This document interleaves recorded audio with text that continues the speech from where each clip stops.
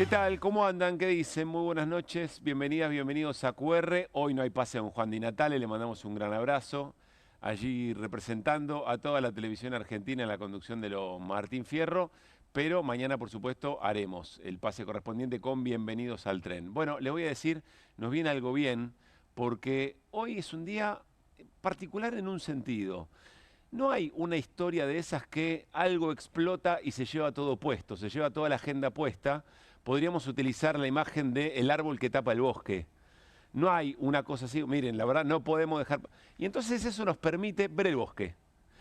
Y hay una enorme cantidad de situaciones del día de hoy, de la jornada de hoy, que nos parece, con la producción de QR, que nos puede, que nos facilita ver la escena, qué es lo que está pasando, cuál es la trama del proyecto país de Javier Milei o este momento de la Argentina en todas sus dimensiones, en la dimensión política, en la dimensión económica, en la dimensión social y sobre todo en la dimensión batalla cultural, que encierra todas las demás, le da un sentido a todo lo demás, casi que ordena la expectativa de futuro de todas esas otras dimensiones que recién mencionamos. Miren, presten atención. Vamos a arrancar con el modo en que nosotros utilizamos esa frase del gobierno, todo marcha de acuerdo al plan. ¿De qué estamos hablando? Bueno, el plan tiene consecuencias y esas consecuencias se reflejan cotidianamente en el cierre de empresas, en la destrucción de puestos de trabajo. Que antes de repasar 3 casos solo del día de hoy, hay que decir, ya no es por goteo, es un chorro constante. Ocurre todos los días y cuando uno dice 20.000 empresas cerraron durante el gobierno o bajo el proyecto político y económico de Javier Milei, a veces queda un poco abstracto. Entonces tratamos de ponerle nombre y apellido, cuantificar la cantidad de familias que a partir de cada jornada que estos despidos ocurren tienen que ver de qué manera van a suplir ese ingreso que se acaba, ese ingreso que se termina, más allá de cualquier indemnización, en el mejor de los casos cuando hay una indemnización que se corresponde con lo trabajado. Miren estos 3 casos. Vamos a comenzar. 3 empresas que operan colectivos en Resistencia, Chaco, pidieron concurso preventivo y se federaliza la crisis del transporte automotor.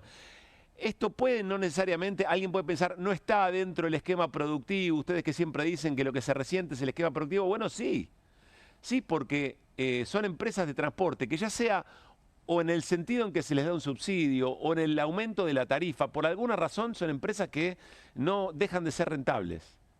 Y acá está incluidos los pasajeros, porque son los pasajeros los que eventualmente les aumentó el costo de tarifa, dejan de viajar. Es todo un sistema que se entrelaza, está directamente relacionado con el esquema productivo lo que le pasa a una empresa de transporte. No es la única, estamos hablando de problemas que como dice el título de Infogremiales, se federalizan. Estamos aquí en el AMBA, un poco al borde, en las líneas nacionales de una situación parecida a esta. ¿Qué más? La fábrica de muebles Color Living cerró la producción en Pacheco y despidió a 40 empleados. Ahí están los 40 laburantes. Son los laburantes que, como ayer veíamos los de Whirlpool, salen por última vez de su trabajo y tienen que empezar a pensar, bueno, y a ver ahora qué hago. Y en general van a un sistema de changa, antes porque no es un esquema que genere empleo, no es que empleo que se destruye aparece en otro lado porque el sistema es positivo, es virtuoso. No, van a tener que encontrar alguna changa, van a pensar en hacer algún reparto, en tener un auto para trabajarlo con las plataformas. Lo que pasa es que, como decíamos ayer, ellos mismos, con el salario que tenían, eran clientes de todo eso. Se va acabando. No es así nomás. Además de la degradación, en el mejor de los casos, en la degradación del empleo. Y el último, del día de hoy. TN Platex cerró una línea de producción de prendas deportivas y ropa interior, despidió personal en su planta de Corrientes. Pacheco, provincia de Buenos Aires, Resistencia, Chaco, provincia de Corrientes. No es por goteo, es un chorro constante, de todos los días, y federal, es en todo el país. Habla del proyecto país, no de un problema localizado en alguna región. Otra muestra de las cosas que nos están pasando. Esto que van a ver a continuación ocurrió hoy en la Cámara de Diputados, en una de las salas que se asignan cuando hay un pedido de alguna conferencia, de alguna charla, de alguna ponencia de estas características, pero presten atención de qué iba la cosa. Todos los efectos que causa estas vacunas, ¿sí? Y esto no es grasa en la piel, señoras y señores. Ahí. Si pueden ir al centro del escenario, por favor, así pueden todos divisar mejor. Gracias. Por acá. Esto le provocó la vacuna. A él no le sucedía esto. Y de esto no se habla. Esto se ríen a veces. Y yo quisiera saber qué dicen acá los médicos del Ministerio de Salud. Nosotros le llamamos magnetización, pero no sabemos si realmente es una magnetización. Él es jardinero. A él no le pasaba esto. 2 dosis de AstraZeneca, 2 lotes diferentes, que bueno, lo iba a mostrar, pero... ¿Y trajiste el otro? Bueno, esto, que nos expliquen qué es. ¿Esto se debe a los materiales que estamos encontrando adentro? Agarra fuerza. Ahí está. ¿Alguna vez fumigó los jardines que trabajas? ¿Ah? ¿Alguna vez fumigaste jardines? El hombre magnetizado apareció en la Cámara de Diputados de la Nación, en una charla donde se dedicaron a defenestrar la política de vacunación de la Argentina, del mundo diría yo, ¿no? Porque son vacunas que se administraron en todo el mundo durante la pandemia. Todo eso que salvó enorme cantidad de vidas, que en la Argentina tuvo una performance muy buena, superior o por lo menos dentro de los países que las cosas funcionaron más o menos bien, de una situación traumática que nos dejó huellas probablemente de por vida en un montón de sentidos, pero aquí hay un negacionismo, aquí hay un movimiento antivacunas que llegó a la Cámara de Diputados de la Nación. En un momento en el que hay 7 víctimas de tos convulsa, en que el sarampión vuelve a tener brotes, en el que muchas enfermedades o patologías que estaban desterradas por el accionar positivo de las vacunas vuelven a estar porque hay una política, una mirada de no vacunarse. En un momento, después lo vamos a repasar, vamos a hablar hoy aquí en QR con Florencia Can, una médica pediatra diciendo que ella había hecho un estudio con 30 pacientes suyos y que dentro de los vacunados había muchos que habían mostrado algún espectro autista y se lo asigna a la vacunación. Bueno, esto ocurre también, esto es parte de nuestra batalla cultural, pero no es solamente hablar de vacunas, es de vuelta hablar de todo el entramado que nos vincula como sociedad y que caracteriza el proyecto de país. Miren lo que pasó y lo que se decidió hoy en la justicia de la provincia de Corrientes. ¿Se acuerdan? En Misiones, perdón, ¿se acuerdan del año pasado? El reclamo docente, al que después se sumó un reclamo policial, que por supuesto había acampe y había cortes de calle. Bueno, miren la noticia. Condenan a 2 dirigentes sindicales docentes por cortar el tránsito con un piquete. Tus derechos a protestar terminan cuando inician los míos. No se respetó la libre circulación, la venta de comercios. Lo dijo el fiscal. Uno de los docentes condenados aseguró: no somos el diablo, somos ciudadanos insurrectos que no soportan la injusticia y no se resignan a ser maestros sin casa. Son 8 y 10 meses de prisión en suspenso.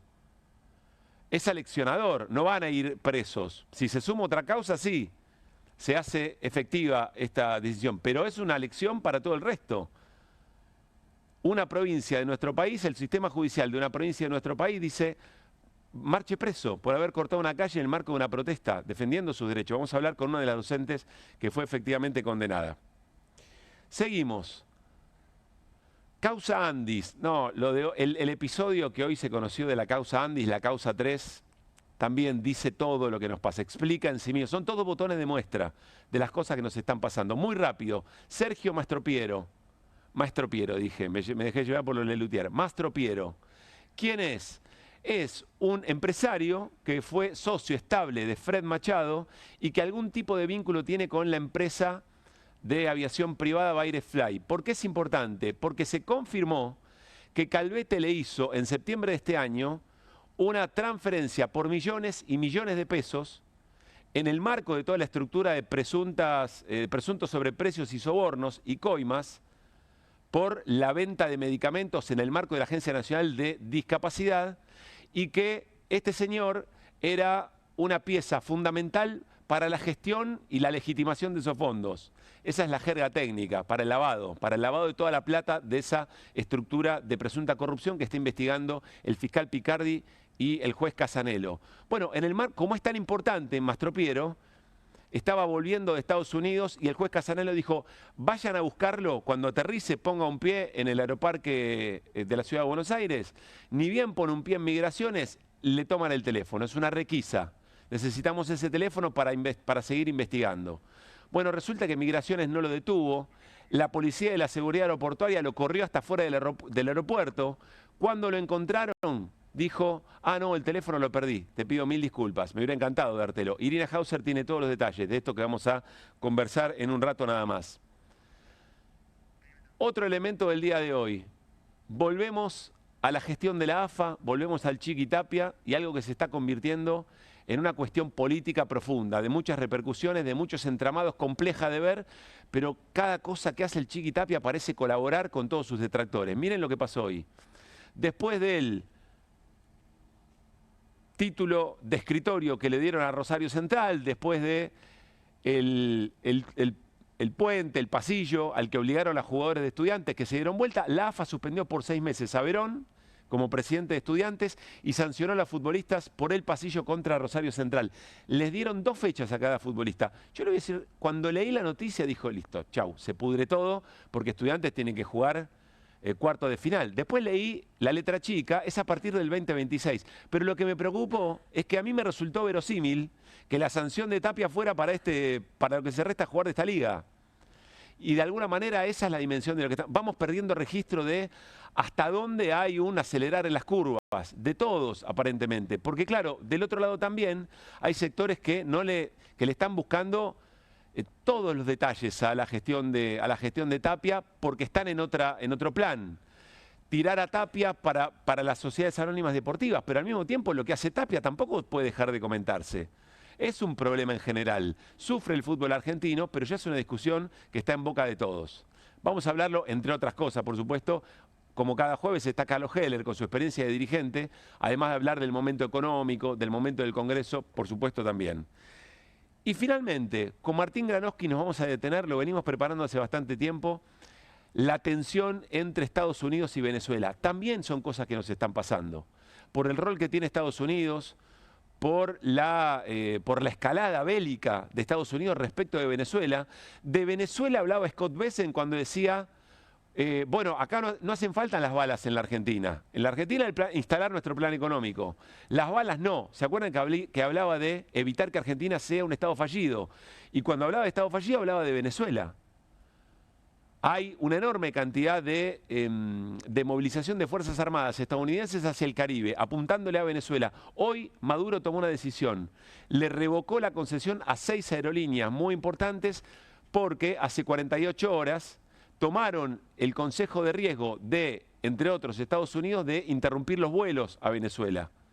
La situación es realmente muy, pero muy tensa. Es una escalada fuerte, pero es un mensaje no solo para Venezuela, también para el resto de la región. Así que miren qué interesante el día de hoy. Miren cuántas cosas que parecen desconectadas, pero sin embargo arman nuestra trama. En esto andamos navegando, para esto andamos tratando de encontrar respuestas. Esto es, ante todo, batalla cultural. Y nos vamos a ocupar hoy en QR. Arrancamos, como siempre, con las voces del día.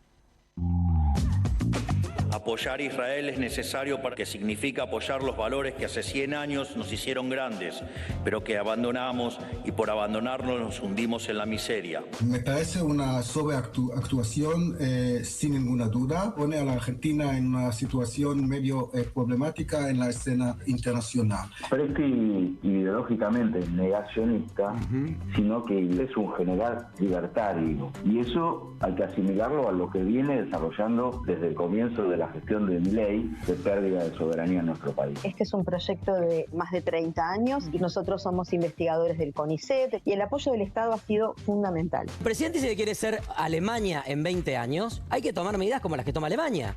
Esto le provocó la vacuna. Nosotros le llamamos magnetización.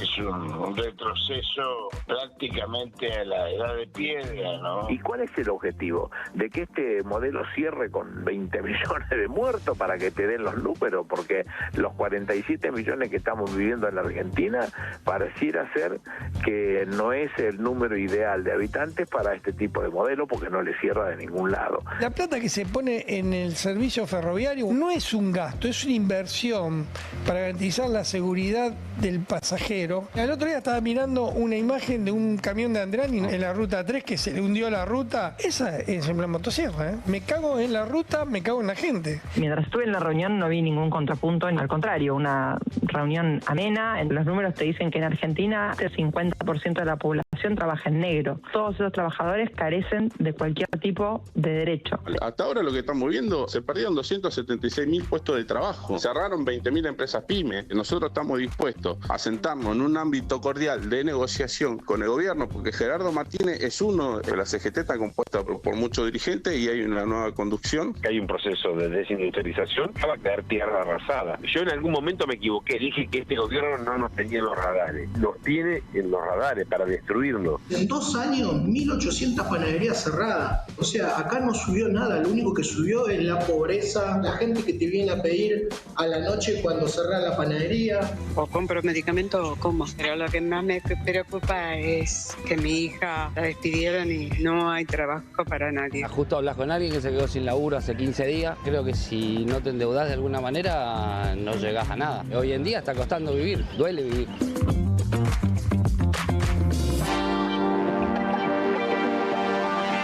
Duele vivir, decía este ciudadano de a pie, al que un medio colega lo encuentra para un testimonio, lo habían despedido hace 15 días.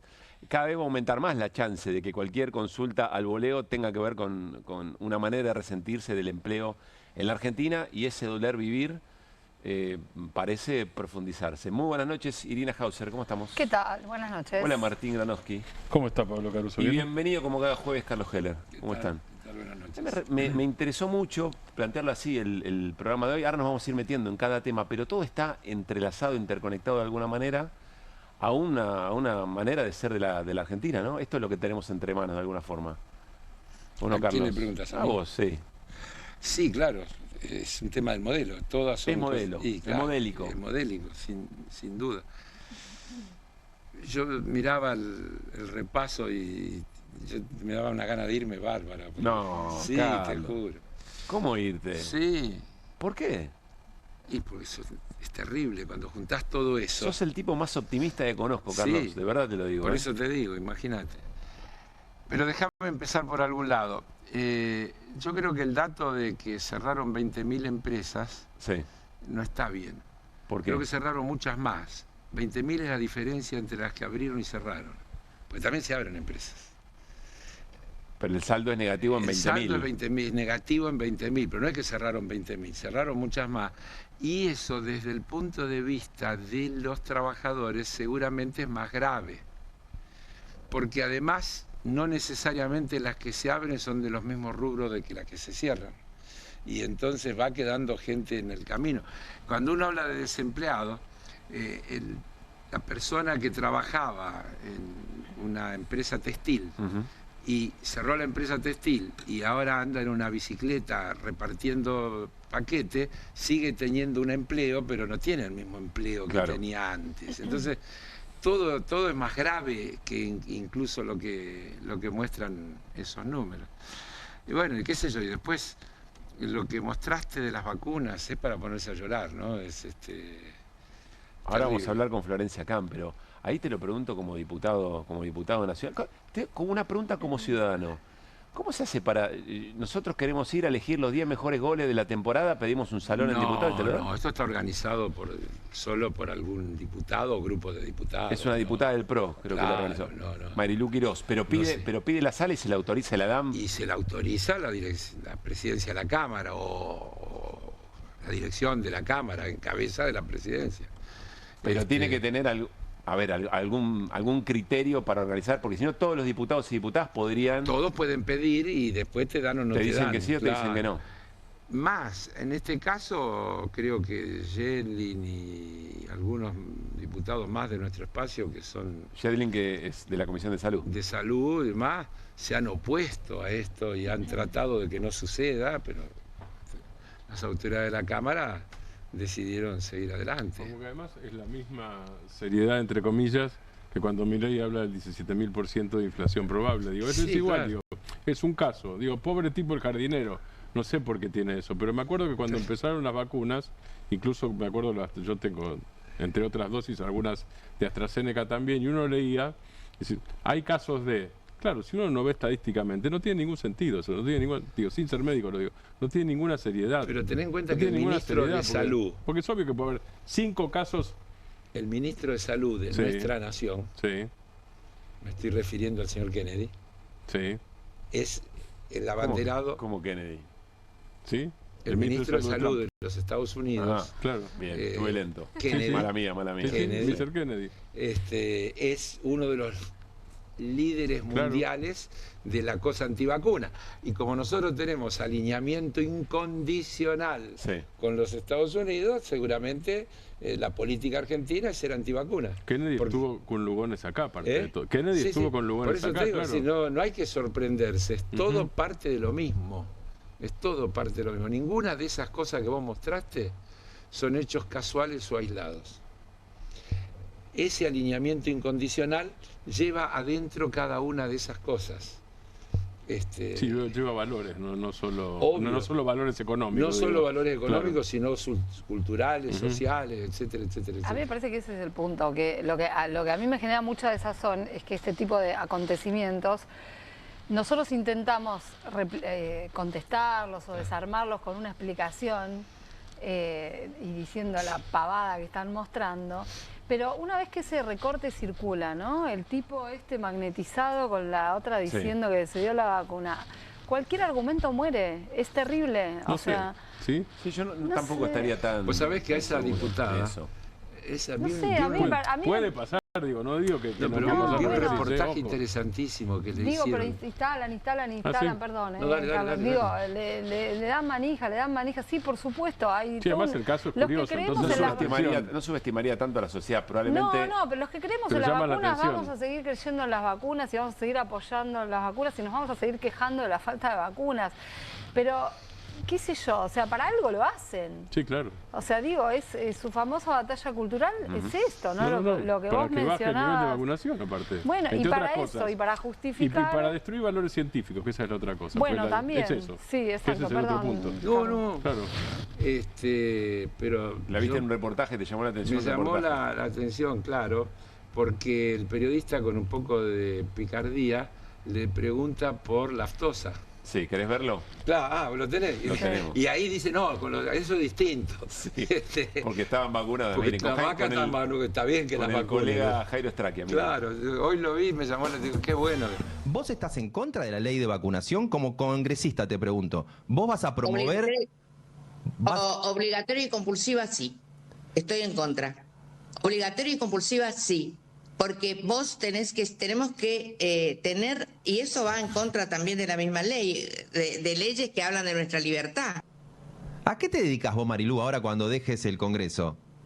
Yo vengo de la parte privada, al campo, a la ganadería, y tengo una maestría en turismo, tengo un complejo turístico en Chaco, así que vivo del campo. ¿Y a las vacas las vacunás contra la aftosa?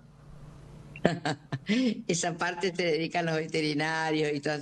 Ah, bueno. Nosotros estamos erradicados, Argentina está erradicada de aftosa. ¿Gracias a qué? Gracias a la vacuna. Yo la escuchaba esto, y otra vez tengo un tema de edad. Yo me acuerdo cuando la epidemia de la polio. Y me acuerdo el alivio de la humanidad cuando apareció la vacuna Sabini, cuando empezó todo el tema y se pudo ofrecer. Hoy, ¿sabés la cantidad de pibes de mi edad en esa época que quedaron lisiados? Todos los que se murieron, pero además que quedaron con secuelas muy secuelas muy graves, demás, hasta que apareció la vacuna. Entonces, es casi medieval. No sé por qué casi. Bueno, sacá casi. mis viejos no dejaban que nadie se acercara a la cuna. En ese momento. Yo nacía en ese momento. Mis viejos no dejaron que nadie se acercara a la cuna por el miedo de la polio todavía. Era así, porque fue la epidemia fue en esa época. Con cal pintábamos los cordones de la vereda para descontaminar y que las cosas primitivas, elementales que se hacían, porque era una cosa arrasadora. La verdad es de una brutalidad inconcebible. Yo insisto que acá hay un dato. No es de batalla cultural, es de batalla incultural. Sí, acá que también es cultural y político, obvio, pero está bien. Acá el dato agregado, porque estos grupos existieron siempre y van a seguir existiendo, acá el problema es la institucionalización en la Cámara de Diputados. Sí. Vamos a escuchar a Lucía Langer, que es una médica pediatra que fue parte de esta exposición. Les pido, por favor, que escuchen con atención su exposición. Pero no sabemos si realmente... ¿Qué va a ser de nuestra humanidad? Bueno, ya sabemos, sobre todo esto obviamente no es casualidad. Esto está todo planeado, orquestado desde el más allá. Por eso, ante nada, quiero agradecer a Dios, que es nuestra fuente divina, después a la doctora diputada Marilú Quirós, a Martín Menem y también, obviamente, al presidente de la República, porque él sabe al tanto de todo esto también, ¿sí? Bueno, otra cosa que quiero decir, y ya no sé si me queda poco tiempo, lo que le quiero decir es lo siguiente. Todo esto que está sucediendo es un experimento social y genético. Social y genético. Entonces, ustedes eligen estar del lado de conejillo de indias, o estar del lado de despertar espiritual para sanar la humanidad. No dejemos que seamos robots humanos. Hay otro momento en que esta misma doctora sugiere, a partir de un estudio, entre comillas, que ella hizo, que las personas los niños que habían sido vacunados durante la pandemia y que ella los atendió, y en un momento aclara, dice, porque yo atiendo a los no vacunados también, yo no discrimino. Bueno, no sé dónde hay una discriminación de no atención a los pibes que no están vacunados, pero más allá de eso, que en los vacunados había encontrado 3 casos de algún grado de... se me fue la... ¿cómo es? De autismo, algún grado de espectro autista, en los que habían sido vacunados, pero en los que no. Y que eso a ella le hacía demostrar un vínculo absolutamente directo. Pablo, perdóname. Sí. Carlos recordó a Kennedy, el ministro de Salud, no a aquel Kennedy, John Fitzgerald, ni a Bob, el ministro de Salud de Estados Unidos. Igual es de la familia ese. Sí, ¿no? sí, tal cual. Sí, de la familia. Digo, al lado de Trump, Kennedy validó un discurso de Trump donde dijo que el Tylenol, que según los médicos dijo una estupidez, no lo digo yo, que no soy médico, que el Tylenol era peligroso porque generaba una propensión a crear niños de espectro autista, el Tylenol. Todo dijeron es una burrada. Estos repiten eso, digo. Claro, de nuevo, estamos dentro de una ola mundial que tiene que ver, estamos alineados hasta en eso. El gobierno quiere que el país se alinee hasta en eso. En línea, la infectóloga Florencia Can, le agradecemos mucho este rato aquí en QR. Pablo Caruso, todo el equipo de QR y el diputado nacional Carlos Heller, la saludamos. Florencia, ¿cómo le va? ¿Qué tal? Buenas noches, ¿cómo están ustedes? Muchas gracias por atendernos. Mi primera pregunta es, ¿la respuesta debería ser desde la indignación, que se nos mezcla un poco, o desde el argumento, o ambas cosas?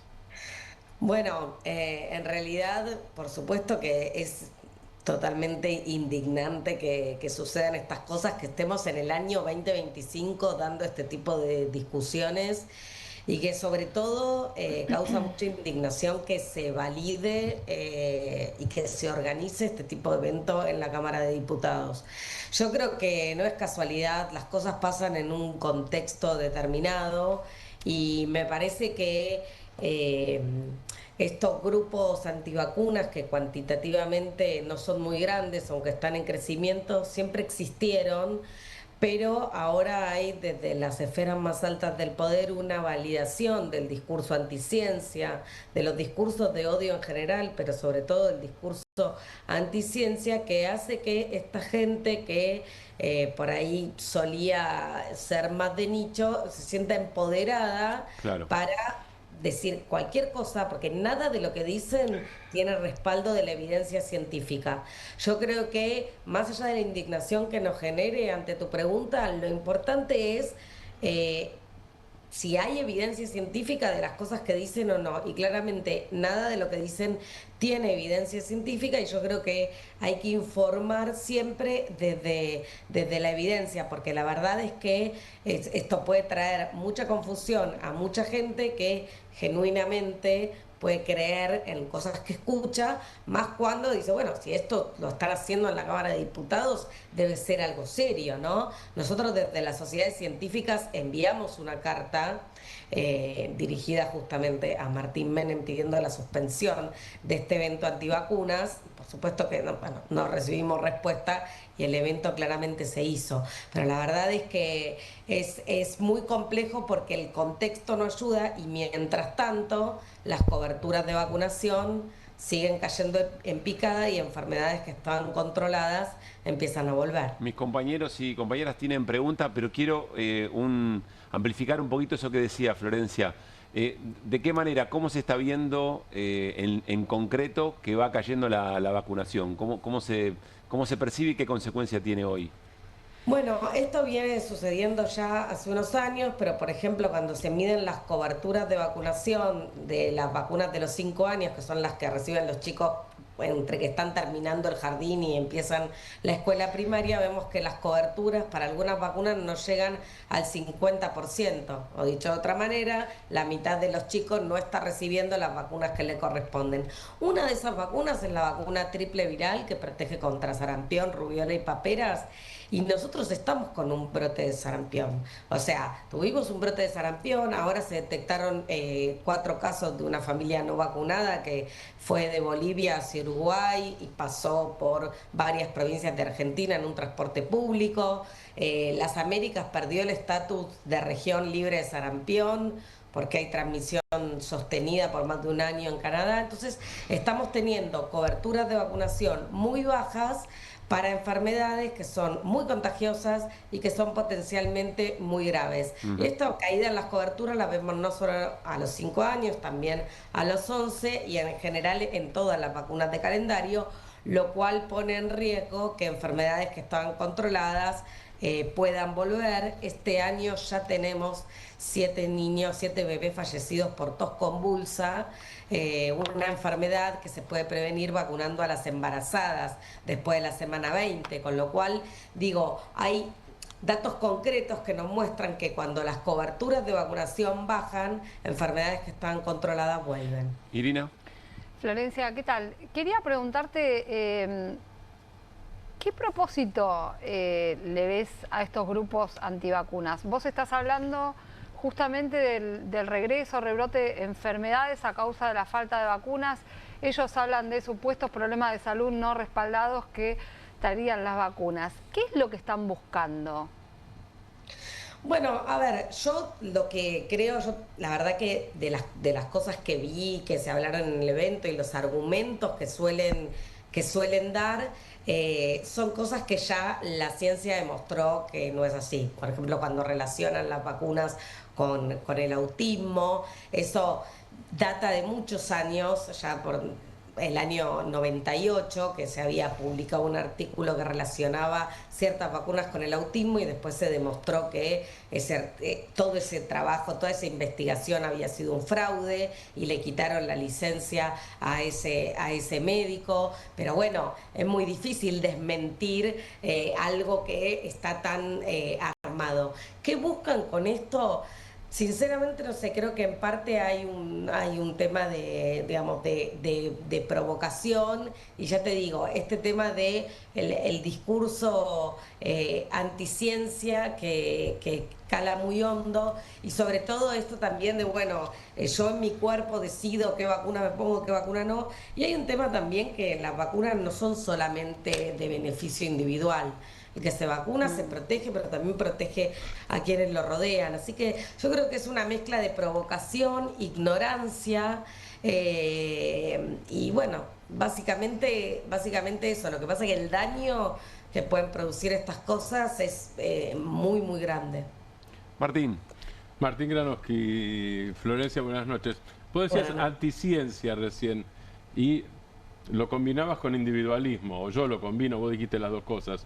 Si combinás las dos cosas, me parece, no sé, pero quiero tu opinión, rompes con la tradición argentina de vacunas. Hay muchas cosas destruidas en la Argentina, de protección social, pero esa todavía pervive o pervivía, no sé. Destruís eso, pero además con un discurso diciendo que eso, recién veíamos, no sé si llegaste a ver, alguna persona que decía que el problema es el mal viene del más allá. Del más allá. Bueno, cuando en realidad yo recuerdo en medio de la pandemia que el Papa Francisco decía que vacunarse era un acto de amor. Es que de hecho es así, es un acto de amor para uno mismo, para cuando vacunamos a nuestros hijos, cuando les recomiendo a mis viejos que se den cierta vacuna porque les corresponde, porque tienen más de 65, o sea, por supuesto que es un acto de amor.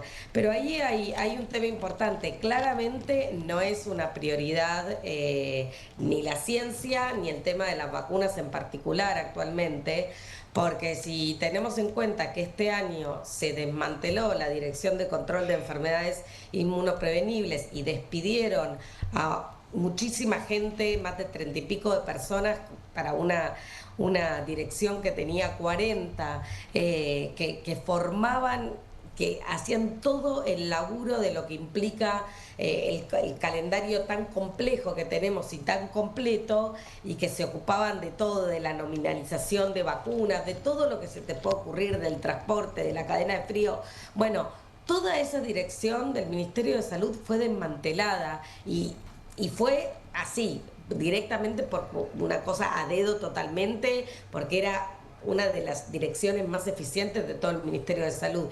Cuando vos ves eso y cuando vos ves también ciertos discursos, bueno, te das cuenta que no es una prioridad y estamos hablando de una estrategia de salud pública que después del agua potable es la estrategia que más vidas ha salvado en la historia de la humanidad. Bueno, el agua potable también dejó de ser prioridad. Bueno, claro. Totalmente. Pero digo, es como que nos pongamos a cuestionar o que intentemos hacer un debate a ver si es mejor el agua potable o el agua de pozo, o a ver si es mejor que una persona que tiene una infección por una bacteria probar a ver qué pasa sin darle nada o darle un antibiótico. No se nos pasaría por la cabeza tener ese tipo de debate. Lo que pasa es que la sensación que tengo es que hay ciertas cosas o ciertos acuerdos que ya estaban fuera de discusión, e incluso con distintos gobiernos que fueron pasando, hay cosas que no se discutían, digo, distintos gobiernos de distintos colores políticos, hay cosas que no se discutían y cosas que no se tocaban, porque nosotros siempre nuestro calendario de vacunación fue nuestro orgullo, nuestra bandera, es un calendario modelo en el mundo, y bueno, este tipo de cosas, digamos, desmantelar la Dirección de Control de Enfermedades Inmunoprevenibles y no, digamos, dejarla a medio funcionamiento, hacer este tipo de eventos con el aval de personas que forman parte del gobierno y demás, lo que hace es, bueno, bajar todo eso que tanto nos enorgullece a una cuestión mucho más compleja, ¿no? Florencia, estamos tan ávidos de ideas y de argumentos que, aunque el tema sea tan bravo e implique tanto retroceso, disfrutamos mucho la charla. Me quedan dos preguntas, no tanto tiempo, pero la verdad que no quiero perder la oportunidad de hacerlas. La primera es, uno de los argumentos que le escuchamos a la diputada Quirós, cuando le preguntaban si estaba de acuerdo con las campañas de vacunación, dijo, si son obligatorias, compulsivas no, porque atentan contra la Constitución, porque atentan contra la libertad. Esa contraposición entre libertad y plan de vacunación obligatorio, ¿vos cómo la conjugás? ¿O qué problema hay ahí en ese versus, digamos? A ver, hay dos cuestiones. El calendario nacional de vacunación contempla vacunas que son gratuitas y también son obligatorias. O sea, son un derecho, pero también son una obligación por esto de que las vacunas no solo generan una protección individual, sino que también generan protección colectiva. Y además hay una ley de vacunas, una nueva ley de vacunas que está vigente, que implica que las vacunas de calendario son gratuitas y obligatorias. Por supuesto que para pasar de la vacunación, digamos, a la vacunación obligatoria o, digamos, compulsiva, hay un montón de cuestiones en el medio que uno puede hacer, ¿no? Digamos, de la vacunación voluntaria, quiero decir, a la vacunación compulsiva. Uno en el medio tiene un montón de conversaciones que dar. Tengamos en cuenta que el mundo o el país no se divide entre pro vacunas y antivacunas. La mayoría de las personas se vacuna, confía en las vacunas. En el otro extremo hay un grupo chico, y tal vez no tan chico ahora, pero muy ruidoso, y en el medio hay gente que tiene dudas genuinas respecto a las vacunas, que lo que tenemos que hacer es mejorar la comunicación que tenemos en este medio, en el consultorio o en cualquier lado donde hablemos con los pacientes, para escuchar sin juzgar y responder esas dudas, porque así hay mucha gente que tiene estas dudas, por ahí no con todas, por ahí con algunas vacunas, y como nosotros tenemos de nuestra parte la evidencia científica, no hay nada que ocultar, no hay ningún tema que no se pueda hablar. No se necesita ser soberbios para evacuar esas dudas, digamos, eventualmente. Totalmente. Que son genuinas. Así es. Y la última, Florencia, si estas personas, porque lo que vos nos estás diciendo es, siempre existieron, son minoría, pero ahora tienen como una suerte de apalancamiento institucional. Si hubieran podido tomar decisiones durante la pandemia, ¿dónde estaríamos hoy? Bueno, probablemente con muchísimos más muertos de los que lamentablemente tuvimos, porque en realidad las vacunas vinieron a cambiar el curso de la pandemia, pero no te hablo en Argentina, te hablo en todo el planeta, digamos. Y la realidad es que, no sé, es totalmente contrafáctico, pero me imagino un panorama muchísimo más desolador, aún con cosas que uno con el diario del lunes dice, bueno, ciertas cosas se podrían haber hecho de otra manera. No, lo que pasa es que lo distópico se volvió bastante posible, entonces nos animamos a hacer preguntas que por ahí antes eran ridículas. Sí, totalmente, pero por eso ahí creo que es importante entender que el Estado a través de su Ministerio de Salud tiene que tener un rol rector en el tema de vacunas. Ahora que estamos con estas coberturas tremendas y que esto se hizo público, están saliendo por la tele, por Mi Argentina, a tratar de incentivar la vacunación. Digo, estoy hablando del Ministerio de Salud del gobierno actual, Sí. Digo, evidentemente no están tan, digamos, acordes con este discurso antivacunas, o por lo menos se dan cuenta de que, de que desde el punto de vista de salud pública, no estimular la vacunación tiene consecuencias muy graves y se puede llevar vidas por delante. Florencia, muchísimas gracias por este rato, lo valoramos mucho. Muchas gracias a ustedes. Que esté muy bien. Claro, dice, Lugones le puede gustar los negocios, pero no es antivacunas, digamos, ¿no? Conserva otros reparos. Pero es claramente el tema de los dos modelos, vos fíjate. A ver, ayúdame, Martín. Creo que durante el gobierno de Cristina se instauró la asignación universal. Sí. La condición era traer el boletín y el certificado de vacuna para cobrarlo. Es decir, ir al cole y vacunarse, como condición básica para recibir la asignación universal.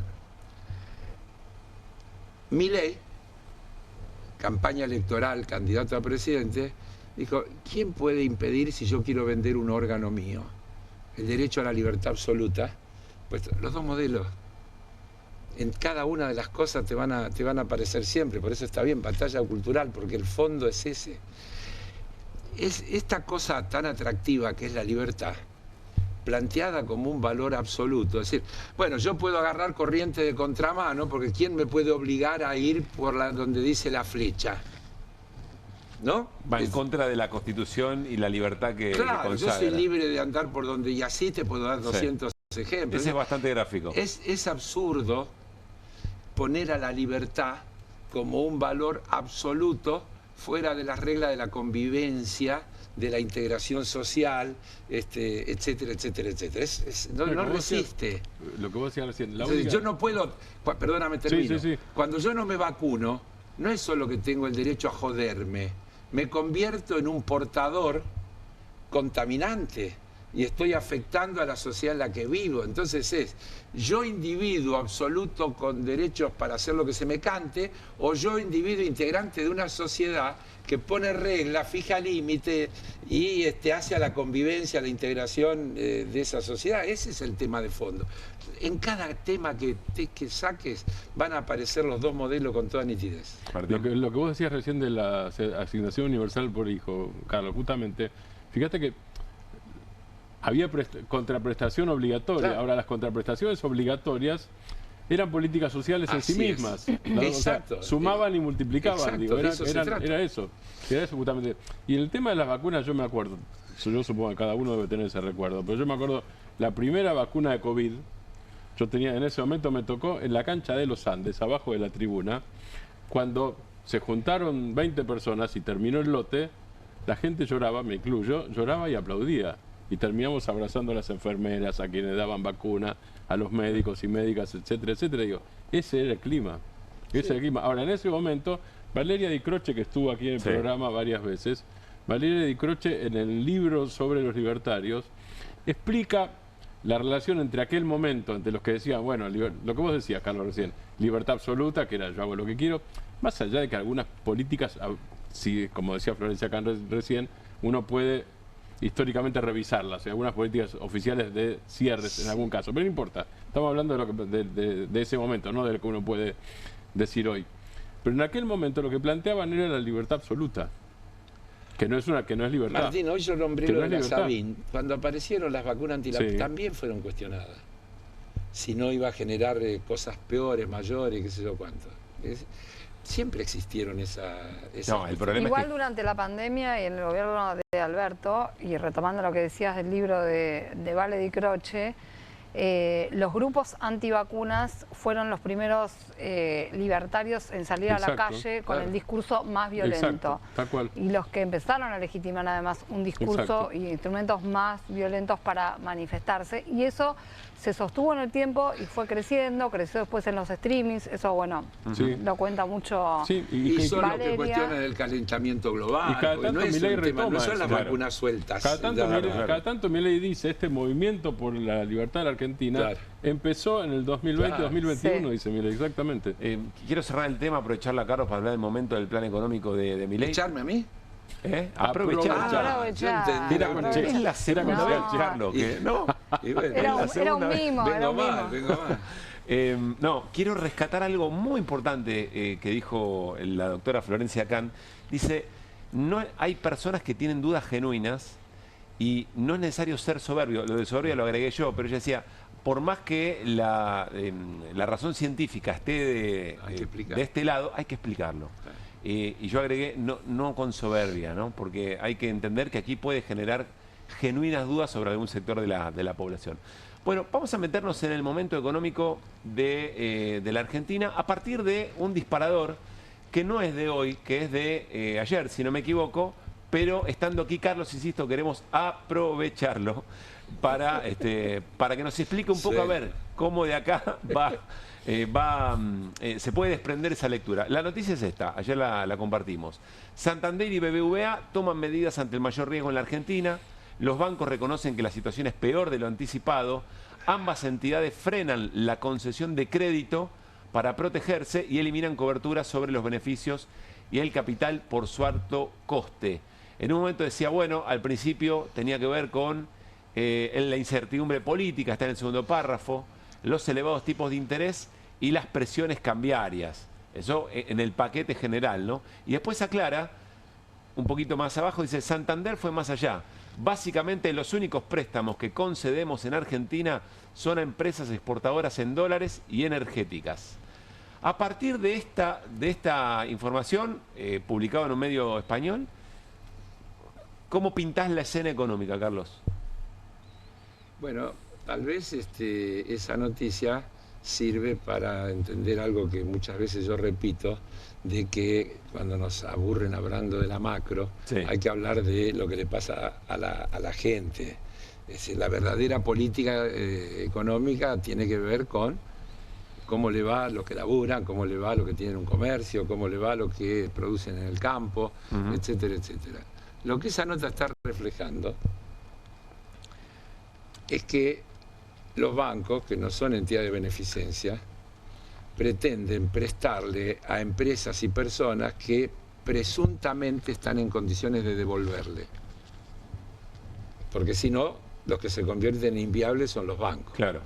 Cuando el número de personas o empresas que no aparecen como sujetos de crédito crece, se te va achicando el universo. Porque ¿a quién le presto? Es decir, yo sigo captando depósitos, sigo teniendo liquidez, pero si no presto, ¿a quién le presto? Y le presto a alguien... Que es parte del negocio del banco. De la actividad. El banco tiene... No hay peor cosa que un banco, ya está, pero vamos a explicar el tema lo más profesionalmente que se pueda. ¿Los bancos qué hacen? Toman los excedentes monetarios que tienen las empresas y las personas, determinadas empresas, determinadas personas, y se los prestan a otras que tienen necesidades distintas, empresarias o familiares o personales, de financiamiento. Uno podría decir que un crédito es un sistema de ahorro anticipado. Yo, en vez de juntar la plata todos los meses para comprar la heladera, saco el crédito, compro la heladera, la empiezo a disfrutar desde ahora y con lo que hubiera ahorrado voy pagando las cuotas y pagué la heladera al cabo de un determinado tiempo. Pero un ejemplo bien sencillito, lo llevas a una empresa con una máquina, etcétera, etcétera. Si la empresa no tiene a quién venderle, no necesita la máquina. Y además, si tiene sus costos fijos, porque tiene empleados, porque tiene la luz, porque tiene que pagar los impuestos, porque tiene todo lo que tiene, y no vende, tiene pérdida. Claro. Y entonces no puede pagar el crédito.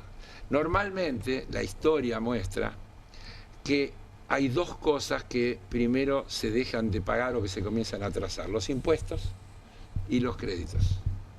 Son las dos cosas que la historia estadística te muestra que... cuando estás apretado es lo primero que se empieza a atrasar. Entonces, cuando empieza a haber mora impositiva y empieza a haber mora en el pago de los créditos, porque la economía real está teniendo problemas. La gente, si no, en general trata de pagar, porque la gente no es mala, la mayoría es buena y quiere cumplir, y cuando saca el crédito lo hace pensando que va a poder pagar. Ustedes en general, los medios se la pasan mostrando a gente que dice: este mes usé la tarjeta para comprar alimento porque si no, no podía comer. Y el mes que viene no puede pagar la tarjeta y entonces entra en mora en el banco y no come.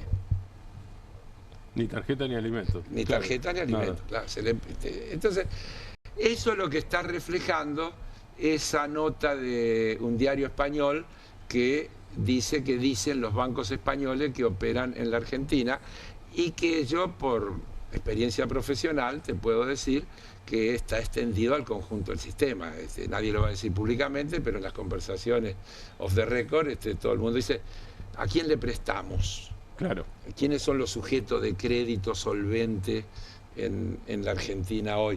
Más allá de algún sector exportador, más allá de alguno que venga con la minería o con alguna cosa por el estilo. Si vos ves industrias enteras que frente a la apertura importadora tienden a achicarse, se convierten en importadores en vez de productores.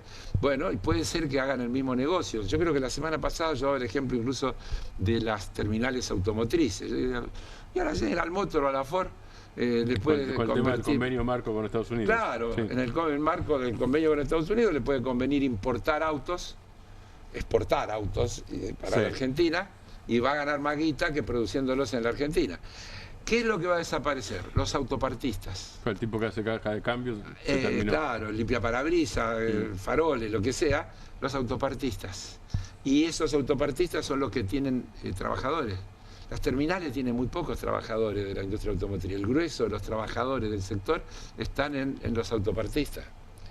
Entonces, esos trabajadores que se van a quedar sin trabajo van a dejar de consumir y la rueda sigue, y es como lo de la vacuna. Claro. Otra vez estamos en un tema que es modélico. Entonces vos podés llegar a que el año que viene nos muestren que creció el Producto Bruto porque vinieron unas cuantas inversiones para llevarse litio, uranio, cobre, oro y qué sé yo cuántas cosas más, que se la van a llevar con muy poco aporte impositivo y con muy poco aporte de divisa, porque el RIGI les crea esas condiciones hiperfavorables, pero que en el volumen te va a marcar que la economía creció, y cuando te metas en el análisis por sector, en cómo le va a la gente, te vas a encontrar que a la gente le va peor, que cayó el consumo, que la gente coma menos, que compra menos, que etcétera, etcétera, etcétera. Ahora, Carlos, volviendo al Santander, al principio de esto, Hay otra cosa, el Santander es uno de los 3 bancos que participa en la primera operación de Scott Bessent en la Argentina. Sí. Además. Pero son no dos sé mundos, si tiene que ver con eso. distintos. Okay. No, son dos mundos Está distintos. bien. Ese es el mundo del negocio financiero, de prestarle al Estado. Vos fijate que... hasta el momento que empieza a pelearse por la garantía. Obvio, es lo que te iba a decir. Claro. ¿Por qué no sale el segundo crédito de 20.000 millones? Porque empiezan a mirarse, está bien, la guita es fácil quien la pone, porque no es tanto, la juntamos enseguida, 20.000 palos. ¿Quién garantiza que vamos a cobrar? Entonces alguien dice, bueno, lo primero que tenemos que establecer es que tenemos prioridad frente al Fondo Monetario. El fondo dice, no, pará, que yo le presté primero.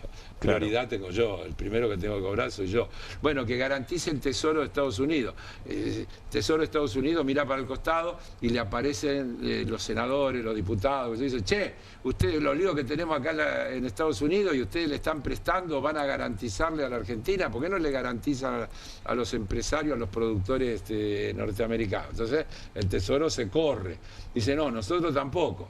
Y entonces, los 20.000 que eran un trámite y que sirvieron como aporte considerable para ganar la elección, para tener el resultado favorable de las elecciones, alrededor de las expectativas, hoy yo no dije nada, porque en realidad es cierto, nunca se anunció, que es la otra cuestión. Nada, tampoco el swap se anunció. Todos son trascendidos o cosas cuando hay un Estados gran manejo Unidos, de los trascendidos. Y un gran manejo de los trascendidos. ¿Qué te parece? Sí, totalmente. Y o cuando Bessent sale y dice, pusimos 2.000 millones del swap. Entonces oficializó que el swap está vigente. ¿Dónde te enteraste? O cuando sale un comunicado de la Casa Blanca que dice, Estados Unidos y Argentina acaban de firmar un acuerdo marco para promover el comercio bilateral. Está bien. Es así. Y nos vamos acostumbrando, lo vamos naturalizando y nos parece normal que sea así. Interesantísimo que otra vez, a partir de un episodio, volvimos al modelo. Te tiro el desafío para el último tema. A ver si se cumple. No, ese no, en ese no. A ver si acá se cumple. ¿Sabe cómo te va a venir? Yo insisto, a mí me entusiasma mucho conversar este tema con vos porque sos futbolero. Sí. O sea, lo ves venir gameteando. Tenés, o al pelotazo, no sé. Lo conozco de chiquitito. Por eso, al pelotazo. Tenés la experiencia de la gestión como dirigente de fútbol por la vicepresidencia en Boca. Y además tenés la mirada política, porque acá también está la mirada política. Cuando nos vimos la última vez, lo único que había pasado es que a Central le habían firmado en un escritorio un campeonato. Después vino el pasillo de los jugadores de Estudiantes, se dieron vuelta y ahora vinieron las sanciones. Sí. 2 fechas para cada jugador y 6 meses de verón. Pero agrego algo más. En el medio el presidente puso la camiseta en el sillón de Rivadavia y hace un rato... La camiseta de Estudiantes. La camiseta de Estudiantes. Sí, y miren este posteo de la ministra de Seguridad, Patricia Bullrich, después de conocida la sanción a Estudiantes de La Plata. Verón está con el hincha de verdad, Tapia con la casta y la mafia de siempre. Así de claro, así de simple, en este país hay que elegir de qué lado se está. Del fútbol o de los negocios, la pelota no se mancha. Lo cita Diego Armando Maradona, aunque creo que ya está bastante sucia. Te escuchamos con suma atención, Carlos. Insisto, como futbolero, como dirigente de fútbol y por supuesto como dirigente político, como hombre político. Yo te diría, mira, si querés tener el escenario completo, agregá que hace 2 o 3 días que las 5 primeras páginas de Clarín están referidas a este tema. Sí. 5 primeras páginas de Clarín están referidas a este tema. Título de tapa principal referido a este tema. Agregá que Sturzenegger presentó un estudio de cómo fue favorecido Barraca Central con porcentaje, con un esquema que estudió él, de la jugada que le hicieron ganar entre 9 y 18 puntos, no sé cuánto, a Barraca Central. Y así me puedo pasar media hora hablando. Entonces eso a mí otra vez me lleva al tema de los 2 modelos, y yo te voy a decir, más allá de todos los errores de los que ahora voy a hablar, lo que está en juego no son los errores. Lo que está en juego es aprovechar los errores para tratar de voltear a una conducción que emblemáticamente defiende a las asociaciones civiles sin fines de lucro frente a las sociedades anónimas deportivas.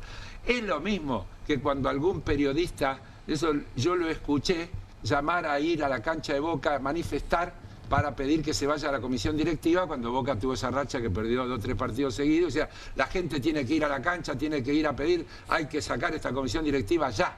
Y llamaban a eso, a la movilización popular para destituir a la comisión directiva. Entonces, que era sacar a Riquelme. Claro, sacar a Riquelme, que también, porque la circunstancia, la vida lo genera así, se ha convertido en un referente fundamental de la defensa de las asociaciones civiles. Entonces, recordemos todo lo que pasó con Riquelme en la elección, Macri diciéndole a Milei que vaya a votar. Y Macri yéndose de vacaciones, sí, y Milei yendo a votar. Yendo a votar y perdiendo. Sí. Pero, entonces, hay cosas que lo emblemático supera después lo material, lo concreto. Y por eso empiezo por ahí.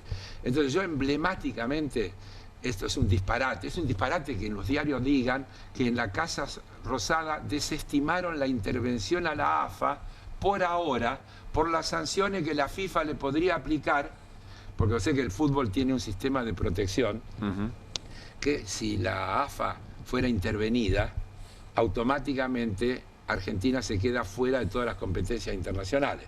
Entonces los equipos no juegan la Libertadores, la selección no puede jugar el Mundial, etcétera. Entonces, vos lees, como al pasar, que lo están pensando para después del Mundial. Claro. Es decir, así de brutal. Y si no se les ocurrió, le está diciendo al gobierno que se le ocurra. Bueno, yo lo leo en los diarios. Ahora, que no sería ahora, porque está este riesgo, no el riesgo, el hecho de imagínate, el gobierno se cae. Imagínate que Argentina deje de ir al Mundial porque la AFA fue intervenida por el gobierno por el pasillo a Rosario Central. Me parece que no funciona. En este tiempo que vivimos es más importante que las 20.000 empresas. Claro. Entonces, muchachos, si vos lees el diario y dice, por ahora no, en todo caso lo están pensando para después del Mundial. Ahora, yo te escucho, coincido en la mirada, pero también digo, ahora, el acompañamiento a esos valores contrapuestos, la sensación en este momento que está arrastrando a todos a quienes defienden esa discusión, las está arrastrando tenés razón, los pero todo arranca en Chiquitapia. un error inicial, que es haberle dado ese título malamente a Rosario Central, lo hablamos ya, y esto ya dejé el hincha de fuera, de al lado, no tiene nada que ver, porque la AFA puede muy bien instaurar que decir, a partir del año que viene, el equipo que en todos los torneos que se juega saca más puntos, es el campeón del año. Y es válido, es una manera de... Y sobre ese resbalón... sobre ese resbalón viene todo lo demás, porque vienen las reacciones, porque viene lo de Estudiantes, porque también hay que decir otra cosa. Verón, más allá de Verón, emblemáticamente es lo contrario. Acordate que Verón ya hizo un negocio ahí con el que compró al jugador de Boca, Medina, Foster.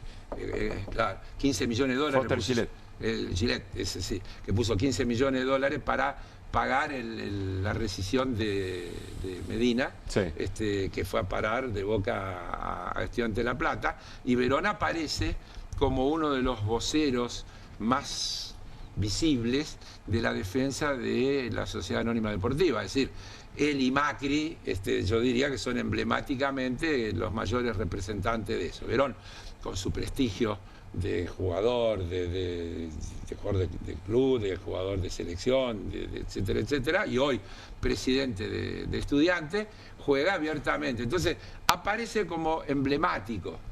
Y eso también potencia que salga Patricia Bullrich a levantar a Verón como la imagen del hincha de fútbol, salga Milei a escribir también que Estudiante y Subeldía y qué sé yo cuántas cosas representan la verdadera esencia del fútbol. Pero yo te digo, Carlos, para ir redondeando el tema, a mí la preocupación que veo es que insisto, en la defensa, y te digo más, la defensa de todos esos valores que representa ponerle un freno al Assad, se ve muy trastocada por eso. Entonces, ya te lo dije yo. Sí, ya sé, pero entonces ¿cuál es el camino? Pero yo ya te dije, creo que el error inicial llevó a una sucesión de errores.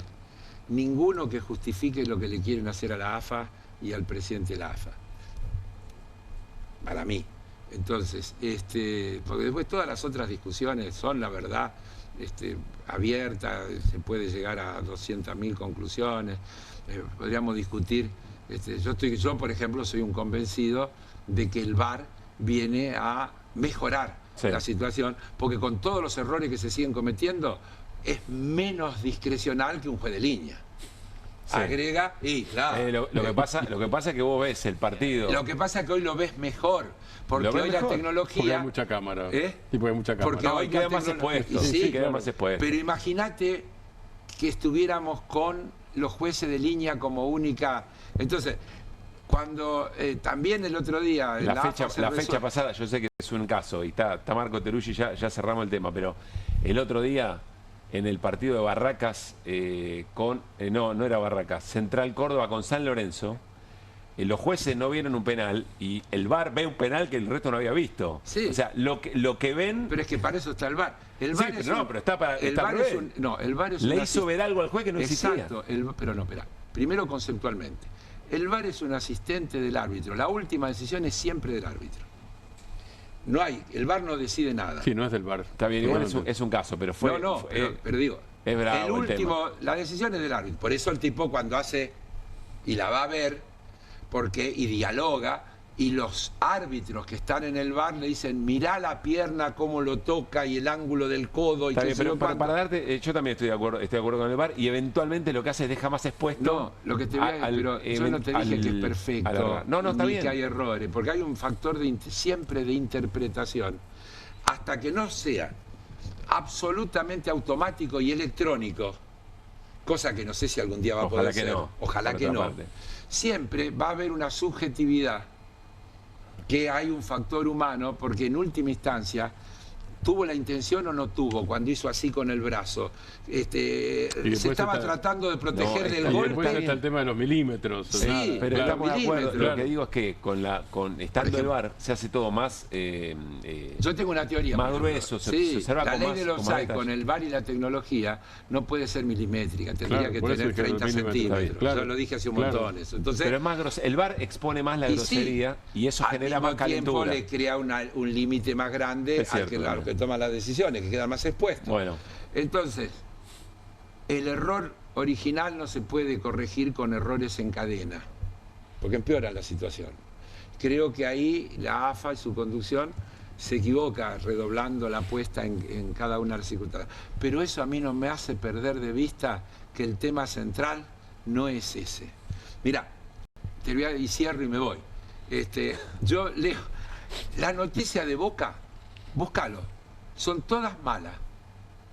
Ahora, el problema es que los técnicos no saben porque tienen a todo curado y no tienen lesionado y entonces tiene un problema porque en el banco tiene un montón que tienen que ser titulares y cómo lo van a resolver siempre desde la cuenta negativa. Esa es la trama que vos ves detrás. Esa es la trama que yo veo detrás. Te invitás a no dejar de ver. Así es. Y por eso es que lo miro esto y digo, está mal la sanción, está mal el pasillo. Está mal el pasillo de espalda. Y está mal la sanción después del pasillo de espalda. Está todo mal. Carlos, gracias. Nos reencontramos el jueves. Hasta la semana que viene. Digamos así, hasta las 12. Quiero que nos metamos en un tema que con Martín Granowski venimos muy convencidos de que tiene que estar mucho más presente en nuestra agenda, porque también es parte de los dos modelos que mencionaba Carlos. Tiene que ver con la escalada bélica o la escalada de confrontación, si ustedes quieren. Ahora vemos cómo lo va a caracterizar Marco Teruggi, periodista especializado en política internacional, entre de Estados Unidos respecto de Venezuela. Venimos, Martín, y nos metemos y armamos la charla, venimos de decisiones de Estados Unidos extrajudiciales de asesinar gente que en una lancha presuntamente parte de un grupo narco que nadie conoce, pero que Estados Unidos dice que... más de 80 muertos. Que efectivamente son una organización narco que prácticamente tiene tomado el gobierno venezolano. Marco, Pablo Caruso, Martín Granowski, Irina Hauser, saludamos en QR. ¿Cómo te va? Buenas noches. ¿Qué tal? Muy buenas noches, ¿cómo están? Gracias y gracias por esperarnos unos minutos más de lo acordado. A ver, Marco, ¿cómo estás viendo la escena? La última noticia, entiendo, tiene que ver con la revocación de los permisos para 6 líneas aéreas que habían suspendido los vuelos a Venezuela, un poco presionadas por Estados Unidos y por Europa. Veremos qué consecuencias trae eso, pero ¿cómo estás viendo vos el panorama?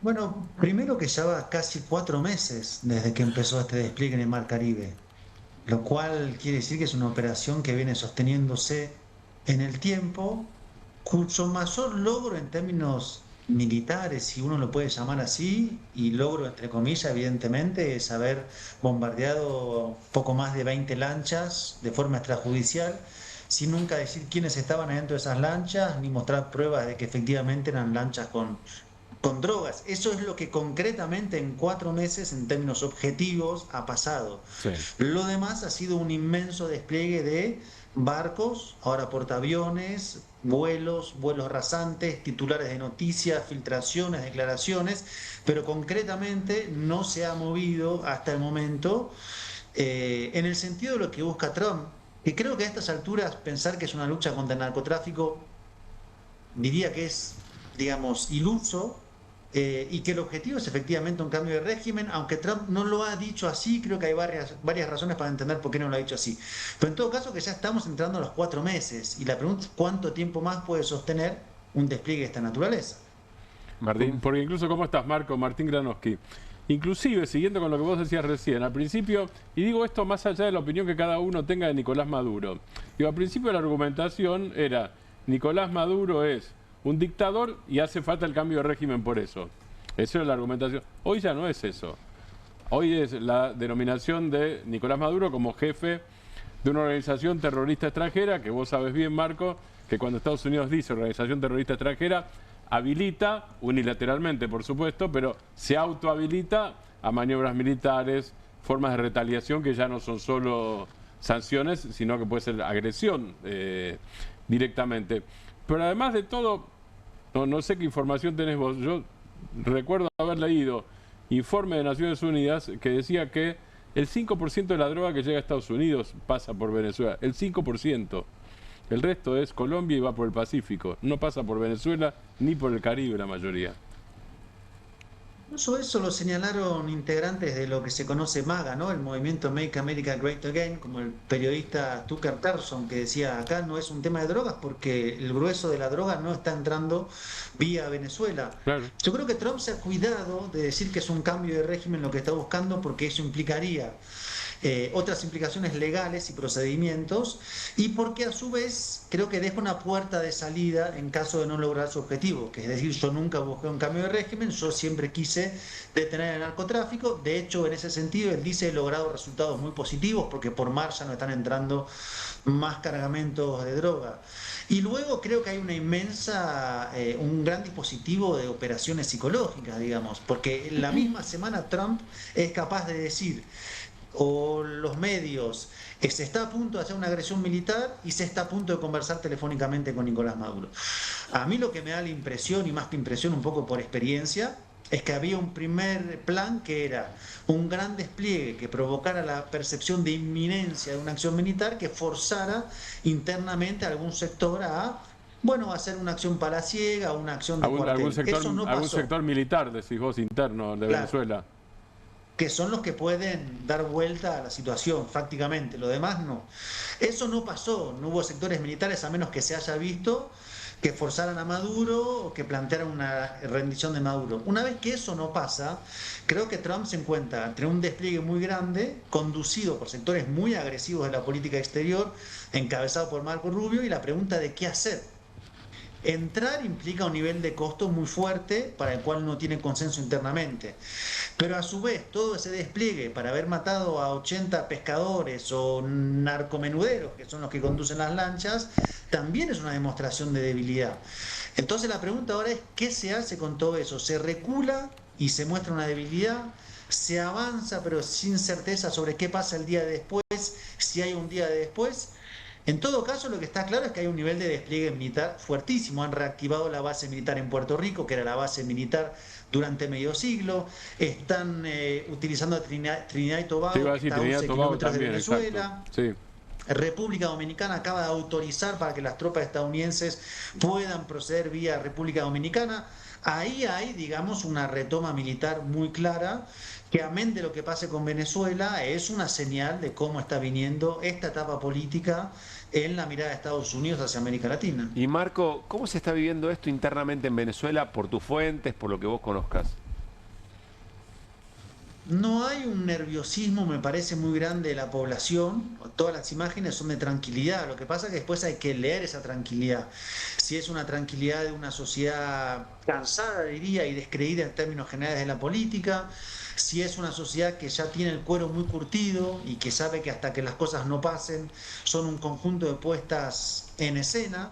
Esto tiene mucho de teatralidad también, me parece, pero en todo caso ese nerviosismo no está, y yo creo que en general hay una población que está muy cansada. Esa es mi impresión, por lo menos, que para el chavismo representa una parte muy organizada, que le responde en términos de movilizaciones, que la oposición dice la mayoría es nuestra, pero que tampoco se moviliza, y en general no creo en esta etapa que sea un actor determinante en cuanto a que cambie o no el escenario.